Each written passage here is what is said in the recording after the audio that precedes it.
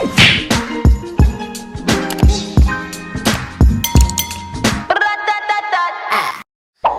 guys, welcome to hey guys, Angie here. Welcome back to my channel. If you're new, welcome to a new segment on my channel called Natt Night. Honestly, it's been happening on Instagram for a couple months. It's about time I brought it to YouTube, let's be quite honest. But basically, Natt Night is just where I talk about the topics. I talk the things. So everything that us 20-something-year-olds are basically thinking, discussing amongst ourselves, I bring it to the platform, bring it to the table. We talking about it. There's no filter, no nothing. This week on Natt Night, we're discussing, should you go with your spouse's phone, yes or no? These videos are gonna be short, just quick little takes, but I definitely want to get into more discussion in the comments down below. If I need to pull up my Keisha, I will. I don't think I'll need her tonight because it's our first episode, so I need to chill. But she gets used often on the gram. Anyways, so yeah, like I was saying, Natt Night is just basically me being obnoxious. Thank you for coming. So this week we're talking about, should you go through your spouse's things, yes or no?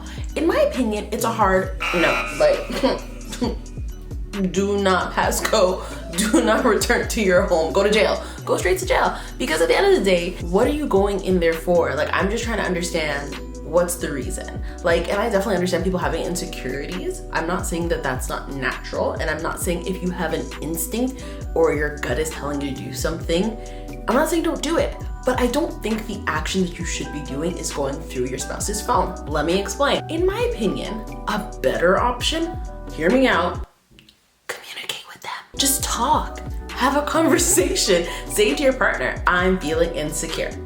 I think you do this. Why are you out so late? What are you hiding? Are you hiding anything? Let's start there. Scratch, what are you hiding? Are you hiding anything from me? If your spouse cannot honestly answer those questions, and I know it's hard to tell if someone's honestly answering these questions, but I mean, if they're like deflecting and being like, no, what are you talking about? You're crazy.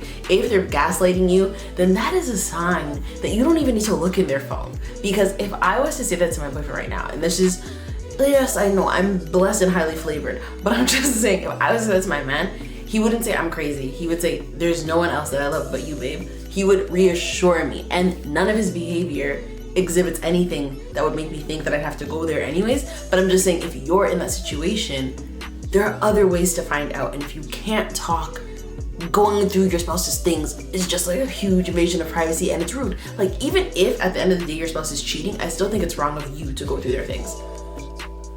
Yeah, I said it. Again, if you think you're gonna find something, you're gonna find something. Like, you're looking for something at that point. You know what? When I'm looking for something, if I've lost something, I'm looking for it for sure. And eventually I find it. If you're not looking for anything and you don't know what to look for, then why are you looking? Yeah, rewind that and play it again in your head, because it doesn't make sense. That's what I'm trying to prove to you, is it doesn't make sense for you to look for something if you just think that there might be something there. Like, at that point, what you're really saying is you don't trust your spouse, and you need to get to the root of that and your relationship. And if you don't trust them, then why are you in the relationship at all? Period, point blank. And end it there. Like, I don't understand. Like I said on Instagram, whatever insecurities you're feeling, you need to take them up with God, because they're not in my phone. Whatever you're looking for is not in my phone. It's not in my room. It's not in my drawer. It's not in my closet. It's not in my purse. It's in your head. You need to work it out, or come talk to me about it so I can talk to you and say, you know, this is what I'm doing right now. How can I help you? How can I be a better partner to you? Yada, yada, yada, etc., etc. Those are my thoughts. I'm gonna post what people on the gram have said and just post my little commentary to that as well. And on top of it, everyone likes personal space. So having someone invade my privacy and be in my space is like rude to me. Like, if I came home one day and all my shit was everywhere, I'd be mad. If I could tell someone was in my stuff, I'd be mad. And then for someone to come and say, what's this? And start pulling things from my own personal ambiance, I'd be mad. Like, I'm just saying, like, no, I can't side with it, because to me, I've been on the receiving end of that, and I'm just like,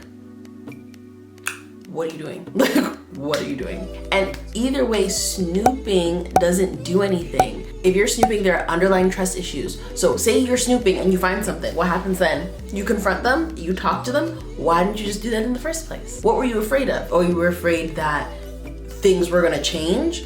Well, maybe they should change. And if you feel like now that you know what you know, things are gonna change, you should have just changed them in the first place. Because at the end of the day, you don't trust each other, so what are you doing there? And if you think they're not gonna change, then what's the point in going through their phone? Because if things aren't gonna change anyways, you're just wasting your time and causing yourself an argument and making both parties upset. It's okay if you want to be in a situation that's like quote unquote negative. Like cheating is a touchy topic, but some people are okay with cheating. Some people have open relationships. So maybe you need to decide if things aren't gonna change, maybe that's your comfort level, and maybe you need to talk with your spouse so that you stop getting mad over those things and they know what their boundaries are and what your boundaries are.